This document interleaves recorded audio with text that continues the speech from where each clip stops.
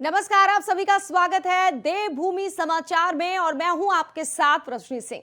सबसे पहले बात करते हैं उस बैठक की जिस पर सबकी नजरें हैं। अमित शाह के साथ उत्तराखंड के कार्यवाहक सीएम पुष्कर सिंह धामी, पूर्व सीएम त्रिवेंद्र सिंह रावत, पूर्व सीएम रमेश पोखरियाल निशंक, सतपाल महाराज की बैठक जो चल रही थी अब खत्म हो चुकी है। बता दें, इन नेताओं को सलाह के लिए बैठक में बुलाया गया था जहां उनकी राय ली गई थी। लगभग 1 घंटे चली बैठक के बाद सभी को जाने के लिए कह दिया गया है। सूत्रों के मुताबिक बैठक में उत्तराखंड के नेताओं को अमित शाह ने डांट फटकार लगाई है। माना जा रहा है कि जिस तरीके से बीजेपी के तमाम नेता मुख्यमंत्री को लेकर लॉबिंग करते हुए नजर आ रहे थे, उससे पार्टी आलाकमान खासा नाराज थे। ऐसे में माना जा रहा है कि पार्टी ने तमाम नेताओं से बात कर ली है और उन्हें कह दिया है कि बता दिया जाएगा कि कौन मुख्यमंत्री बनेगा। ऐसे में उम्मीद है कि सोमवार या मंगलवार को देहरादून में विधानमंडल दल की बैठक हो जाएगी जिसमें आलाकमान द्वारा तय किए हुए नेता का नाम घोषित कर दिया जाएगा।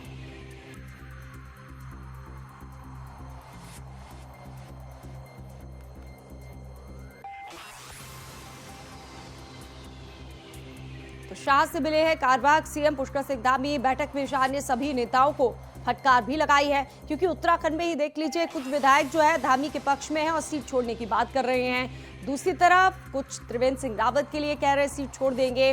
सतपाल महाराज दिल्ली पहुंचे हुए तमाम लोगों से सलाह तो ली ही गई, साथ ही साथ ये भी डांट फटकार में कह दिया गया कि मुख्यमंत्री कौन होगा चिंता मत करिए, हम बता देंगे। यानी कि जो विधायक दल की बैठक है संभावना यह है कि सोमवार को होगी और उसके बाद तय हो जाएगा। तमाम लोगों से राय मशवरा लेने के बाद अमित शाह ने तमाम लोगों को जाने के लिए कह दिया और उत्तराखंड के तमाम जितने नेता पहुंचे हुए थे, धामी सहित सतपाल महाराज, त्रिवेंद्र सिंह रावत और पोखरियाल निशंक, वो भी वापस रवाना हो गए हैं। अब तमाम जितने भी लोग हैं उत्तराखंड में आएंगे और अब विधानमंडल दल की बैठक में हिस्सा लेंगे। जो जो विधायक चुने गए हैं उनमें फिर तय होगा, नाम रखा जाएगा। जो प्रक्रिया होती है, एक नाम रखा जाएगा और उसके बाद तमाम विधायक अपना सदन का नेता चुनेंगे।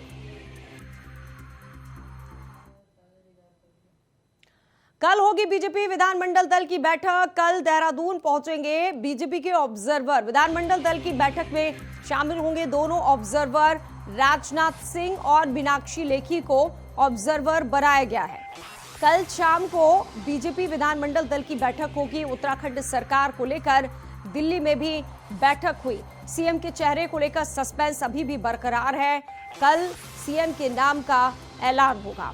उत्तराखंड में बहुमत की सरकार तो बन गई बीजेपी की मिथक तोड़कर, लेकिन अभी सबसे ज्यादा जो माथापच्ची हो रही है उसी बात को हो रही है कि सीएम कौन होगा और इसीलिए जरूरी है विधानमंडल दल की बैठक जो आज होने वाली थी अब टल गई है, कल बैठक होगी।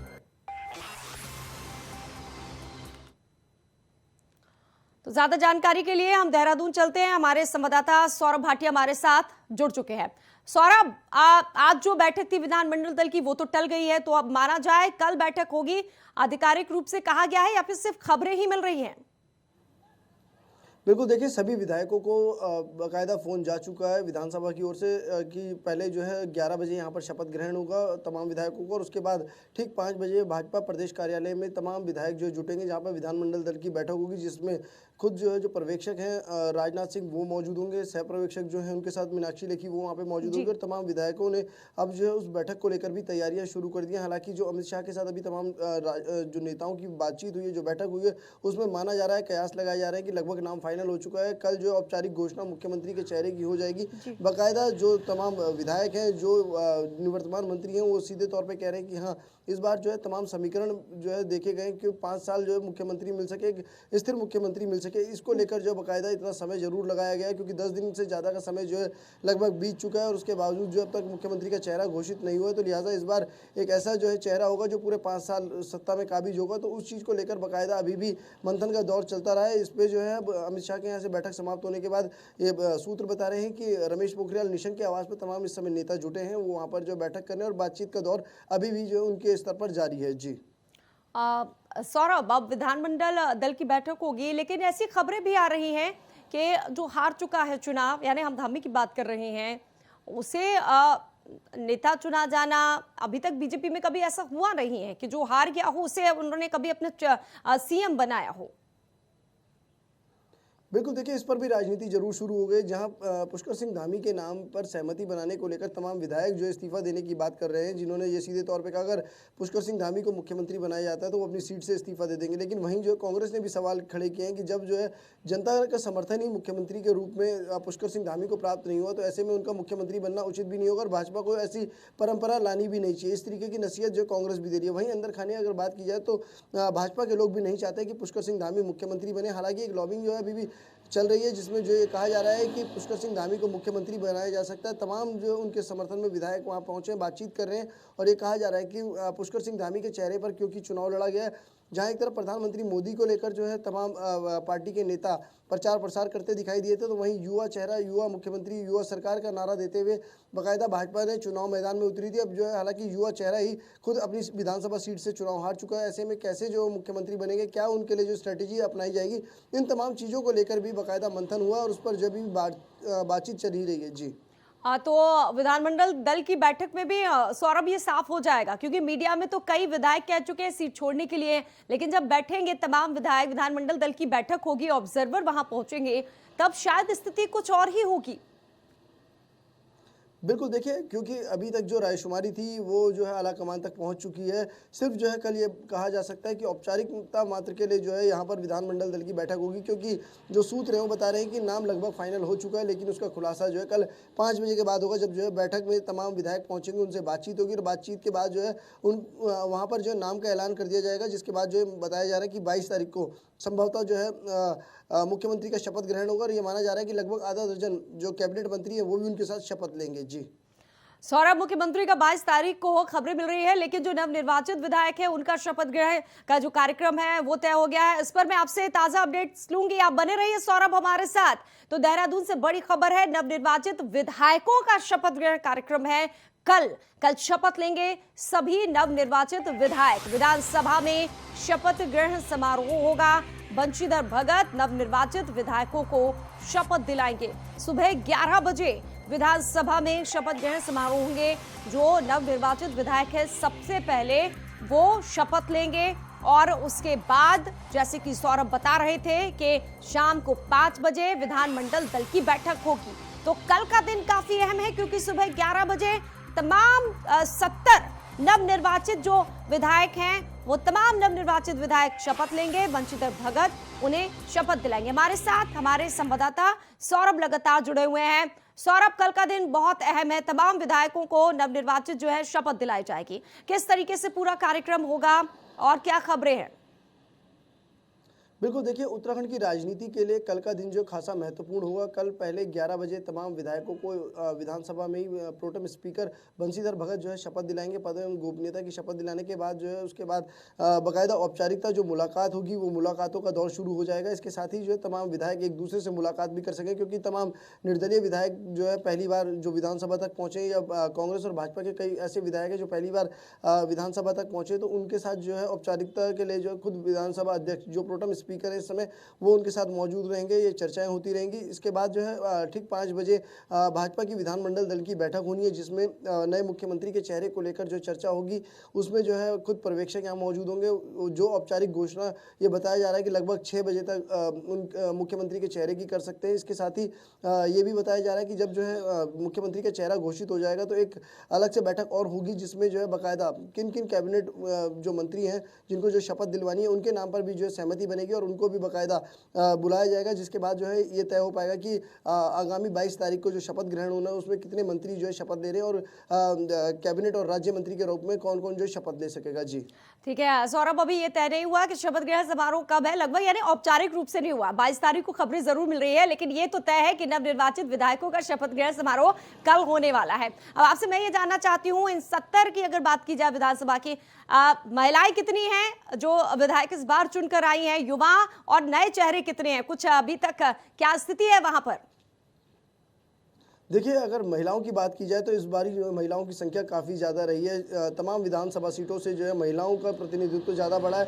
चाहे वो यमकेश्वर की बात की जाए या कोटद्वार की बात की जाए, ऐसी तमाम विधानसभा है, चाहे वो नैनीताल की बात की जाए, यहाँ से महिला जो है जीत के आई है। सभी युवाओं की बात की जाए, युवा चेहरे जो है खासे दिखाई देंगे, चाहे वो सौरभ बहुगुणा की बात कर ली जाए या जो टिहरी से जो है जो विधायक जीत के आए हैं, उनकी बात कर लीजिए। जो पहली बार विधानसभा पहुँचे इन तमाम लोगों को जो है शपथ ग्रहण कराया जाएगा, क्योंकि संख्या बल की अगर बात की जाए तो 70 के 70 विधायकों को जो है शपथ दिलानी है पद एवं गोपनीयता की। इसको लेकर बाकायदा विधानसभा प्रशासन के द्वारा भी जो है तैयारियां पूरी कर ली गई हैं और समय रहते जो है इन सबका शपथ ग्रहण करा लिया जाएगा, जिसको लेकर बाकायदा जो है नोटिफिकेशन भी जारी कर लिया गया है। जी बिल्कुल सौरभ, आखिरी सवाल और आपसे, इन 70 में से बसपा बड़ी खुश है क्योंकि उनका एक विधायक है, साइकिल तो पंचर ही हो गई है, आप भी खाली हाथ रह गए इस बार, तो उनके अरमानों पर झाड़ू फिर गई। किस पार्टी के कितने कौन से विधायक है? 47 तो बीजेपी के हैं।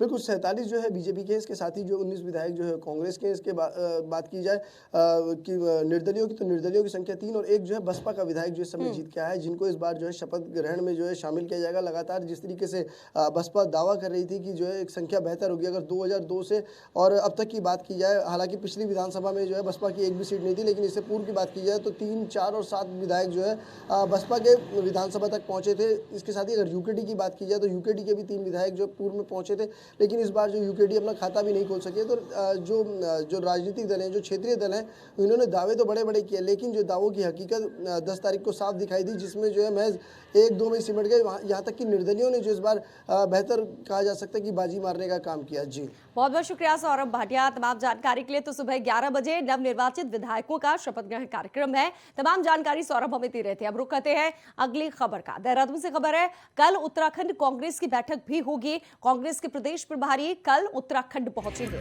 बैठक में हार की वजहों पर मंथन होगा। पहले चंपावत, बागेश्वर, पिथौरागढ़ के विधायक प्रत्याशियों के साथ बैठक होगी।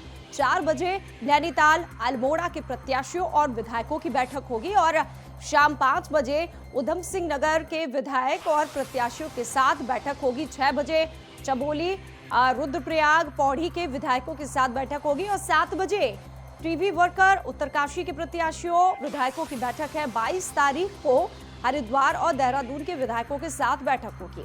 इस बार कांग्रेस की सीटें जरूर बढ़ी हैं, 19 सीटें आई हैं। 2017 में 11 आई थी, लेकिन हार मिली है। हार की वजह से सत्ता गंवानी पड़ी, तो हार की क्या वजह है, इस पर चर्चा भी होगी। और अलग अलग जगहों की, जैसे चमोली की शाम को 6 बजे रुद्रप्रयाग, पौड़ी के जो विधायक है उनके साथ बैठक होगी। फिर 1 घंटे बाद अन्य जगहों के जो विधायक है उनके साथ बैठक होगी। तो एक बड़ा मंथन हार को लेकर कांग्रेस में होने वाला है। 21 तारीख की बात की जाए तो कांग्रेस के लिए भी ये दिन बहुत अहम है और खबरें लगातार इस तरीके की मिल रही है कि बड़ा फेरबदल हो सकता है, यानी राय मशवरा के बाद किसी के ऊपर गाज गिरेगी और किसी को ताज मिल सकता है।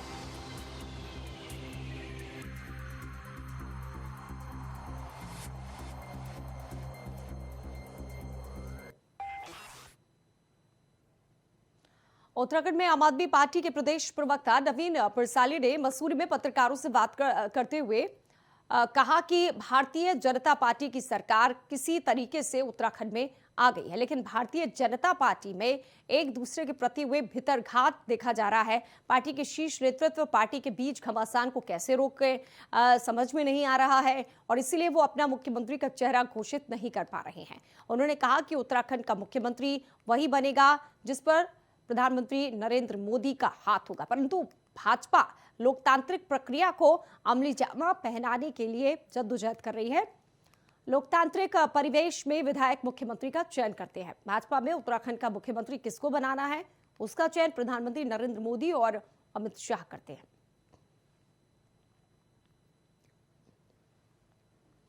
तो अभी तक उत्तराखंड में सस्पेंस लगातार बरकरार है कि आखिर सीएम कौन होगा। इसको लेकर विपक्ष भी लगातार हमले कर रहा है। सबसे पहले कांग्रेस इसको सवाल उठा रही थी कि हारे हुए को चेहरा बनाया जाएगा या फिर इतना मंथन भितरघात है कि अब सीएम का चेहरा साफ नहीं हो पाया। दूसरी तरफ अब आम आदमी पार्टी के प्रवक्ता भी लगातार इसको लेकर तंज कस रहे हैं और कह रहे हैं कि सीएम का चयन जो है विधायक नहीं, जो प्रक्रिया चल रही है संवैधानिक उसके अनुसार नहीं होता है बीजेपी में, उसका चयन प्रधानमंत्री नरेंद्र मोदी और अमित शाह करते हैं। जिसके ऊपर हाथ होगा वही सरताज होगा। तो आपके प्रदेश प्रवक्ता ने बीजेपी पर कटाक्ष किया, कहा अब तक सीएम फेस घोषित नहीं कर पाई है बीजेपी। लगातार 10 मार्च से ही, जब से सीएम धामी खटीमा से चुनाव हार गए हैं, 10 मार्च से लेकर 20 मार्च तक, ये 10 जो दिन है लगातार सियासी गहमी जारी है और अब विरोधी कटाक्ष कर रहे हैं। बनाई आपने देखा कि हमने सारे दलों का सोपड़ा साफ कर दिया और हम जिस प्रकार से सफाई करते हुए आ रहे हैं, अगली बार हम उत्तराखंड पहुंचेंगे। उत्तराखंड में पहला चुनाव था, लगभग 1 साल पूर्व में ही हमारे शीर्ष नेता माननीय अरविंद केजरीवाल जी ने उत्तराखंड में चुनाव लड़ने का ऐलान किया था और उस ऐलान के बाद आम आदमी पार्टी उत्तराखंड के सभी क्रांतिकारी साथी अपने केंद्रीय नेतृत्व के सहयोग से चुनावी तैयारियों में जुट गए थे और आम आदमी पार्टी ने बड़ी ईमानदारी के साथ उन मुद्दों को जनता के बीच में रखा जिनके लिए हमने इस राज्य की मांग की थी। तो आम आदमी पार्टी लगातार इसको लेकर सवाल उठाया। अरविंद केजरीवाल ने भी जब पंजाब के विधायकों के साथ वीडियो कॉन्फ्रेंसिंग की थी, उस वक्त भी उन्होंने इस बात का जिक्र किया था कि देखिए पंजाब में हमने सरकार भी बना ली, सीएम भी चुन लिया, शपथ ग्रहण भी हो गया और हमारी सरकार काम भी करने लगी है। बाकी बीजेपी 4 राज्यों में अभी तक कुछ साफ नहीं कर पाई है। नवीन ठाकुर प्रदेश प्रवक्ता बीजेपी के हमारे साथ जुड़ गए। नवीन जी, बहुत बहुत स्वागत है आपका। नमस्कार जी। नवीन जी, सीएम कौन होगा, सीएम को लेकर सस्पेंस बरकरार है, ये जो हर रोज ये खबरें आ रही हैं, इस पर अब विपक्ष भी सवाल उठा रहा है, कह रहा है कि जिसके सिर पर अमित शाह का, मोदी का हाथ होगा वही सीएम होगा। संवैधानिक प्रक्रिया का पालन बीजेपी नहीं करती है। देखिए, विपक्ष का काम सवाल उठाना ही है। जनता ने जिन्हें नकार दिया वो सवाल उठा रहे हैं, तो ये बड़ा हास्यास्पद है। अभी दूसरी बार नकारा है कांग्रेस को। आम आदमी पार्टी पिछली बार भी आए थे, इस बार देखिए इनके 68 तो प्रत्याशी जमानत नहीं बचा पाए और ये सवाल उठाते हैं तो बड़ा हास्यास्पद है। लेकिन फिर भी कल हमारी विधानमंडल की बैठक है और निश्चित तौर पर कल शाम तक भारतीय जनता पार्टी का जो प्रधान सेवक उत्तराखंड का होगा, जो मुख्यमंत्री होगा, वो चुन लिया जाएगा और आप सबको जो है सब मीडिया के बंधुओं को इसकी जानकारी हो जाएगी, सब आमंत्रित भी होंगे। लेकिन रवि प्रसाली ये भी कह रहे हैं भितरघात चल रहा है, अंदर आप लोग तय इसलिए नहीं कर पा रहे क्योंकि हर कोई सीएम बनना चाह रहा है, खींचतान मची हुई है, इसीलिए इतना वक्त लग गया। देखिए, नवीन प्रसाली जी खुद भी लड़े थे, वो अपने बारे में जरा चिंता कर लें थोड़ा कि उनको कितने वोट मिले, जनता ने कितने दिए। केवल सवाल वही व्यक्ति उठाए हैं जिन्हें जो है कम से कम सवाल उठाने का हक हो। जनता ने इस लायक छोड़ा हो, विपक्ष में बैठने लायक नहीं छोड़ा, वो लोग सवाल उठा रहे हैं। तो आप अपने संगठन की चिंता करें, अपने भीतरघात की चिंता करें, हमारी चिंता ना करें।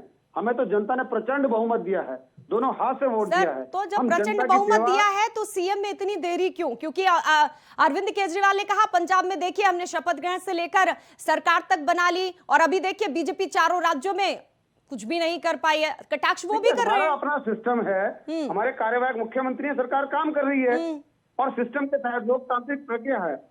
हम जो है कल विधानमंडल की बैठक होगी हमारी, तय करेंगे। हमारा संगठन तो प्राइवेट लिमिटेड पार्टी तो है नहीं अरविंद केजरीवाल की तरह कि जिसको कर दिया। वे सब विधान यहाँ पर विधान की बैठक में होंगे, निर्णय शीर्ष नेतृत्व द्वारा विधायकों से पूछकर किया जाएगा, उसके अनुसार सीएम चुना जाएगा। तो ये प्राइवेट लिमिटेड पार्टी तो है नहीं अरविंद केजरीवाल की। यानी विधायक तय करेंगे कि सीएम कौन होगा, ये दिल्ली से तय नहीं होगा।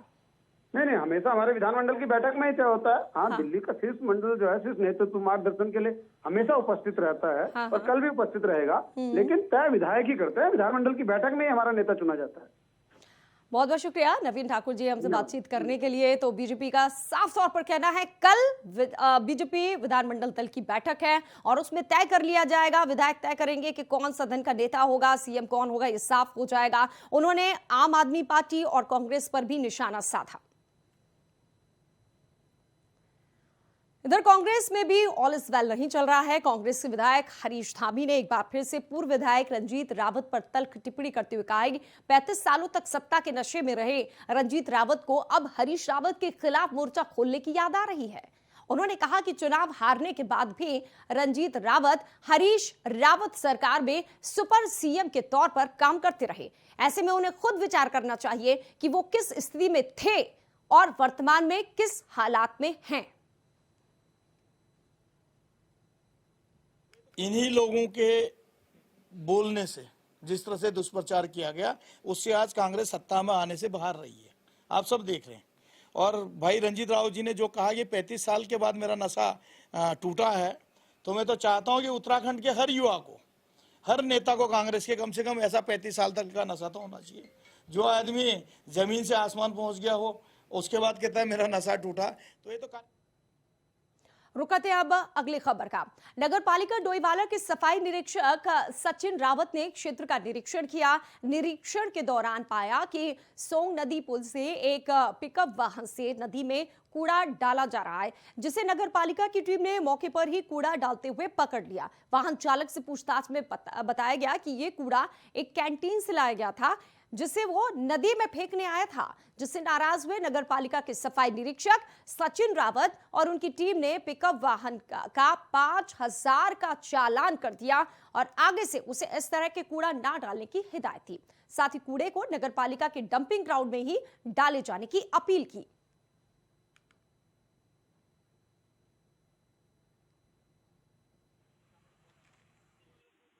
आज हम लोग निरीक्षण में निकले थे, नगर पालिका की पूरी टीम। ये कूड़ा फेंकने वाले जो जगह जगह पे कूड़ा फेंकते हैं तो उनको चिन्हित कर रहे थे। उसी क्रम में अभी डोईवाला पुल से गुजरते हुए एक गाड़ी हम लोगों को कच्चे पुल पे दिखाई दी, तो हम लोगों ने इसको मौके पे पकड़ा। इसके अंदर कूड़ा था, जिसको ये कूड़ा नदी में डालने का प्रयास कर रहा था। तो मौके पर हम लोगों ने इसको पकड़ के इस पर 5,000 रुपये जुर्माना अंकित किया और भविष्य में से चेतावनी दी कि इस प्रकार का कूड़ा कभी भी इस तरीके से नहीं डालेगा। और साथ ही हमारे द्वारा निरंतर जगह जगह एंटी लिटरिंग एक्ट के मैसेज लगाए जा रहे हैं, लोगों को जागरूक किया जा रहा है कि कूड़ा वो नगर पालिका की गाड़ी को दें और नगर पालिका के डस्टबिन में डालें। ऋषिकेश का एक सोशल मीडिया का इन दिनों वीडियो वायरल हो रहा है। इसमें एक लड़का और लड़की ऋषिकेश के लक्ष्मण झूला गंगा घाट के किनारे खुलेआम शराब पीते दिखाई दे रहे हैं, जिससे तीर्थ क्षेत्र के रूप में पहचान रखने वाले दोनों ही स्थलों की आस्था को ठेस पहुंच रही है। मां गंगा में आस्था रखने वाले गंगा प्रेमियों और संतों ने ऐसे पर्यटकों के खिलाफ कानूनी कार्रवाई करने की मांग पुलिस प्रशासन से की है।